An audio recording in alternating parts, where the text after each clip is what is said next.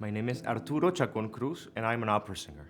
My hand couldn't stop shaking just 7 years ago. I would hide it. I didn't know what it was. I would sleep from 10 to 14 hours and feel worse when I woke up. My stomach was in shambles.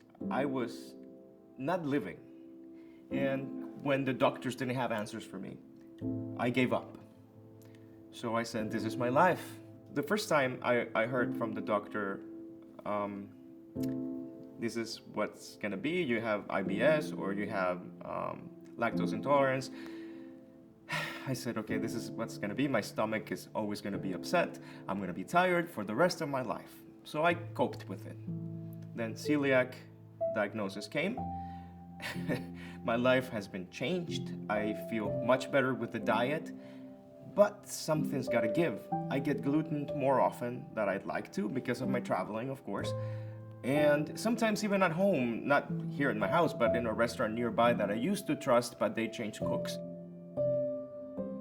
I think in the celiac community, I have several friends, both in the United States as abroad. And there are different levels of resignation that we have. You know, it's like, okay, I guess I'll never eat pizza again, or the way I'm feeling when I get gluten that's just what it is. I would tell the celiac community to hope and to believe that it's possible, and to support, especially because we cannot do it alone. We need your support. We need even your suggestions, because if you think of something and you have some, we all by now we have become some sort of medical experts as well, because we are forced to read about what's going on in our bodies. It's not our stomach, it's our brains, it's everything. So it's good that we're together and support each other, and of course to believe. Beyond celiac, I love the word beyond because it goes to find out what's going on.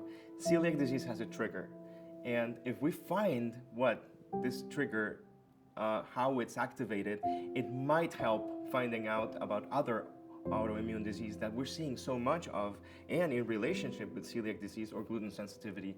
So we need to keep an eye on this and keep supporting it and keep working towards the cure for celiac disease that might even lead us to a cure to other autoimmune disease.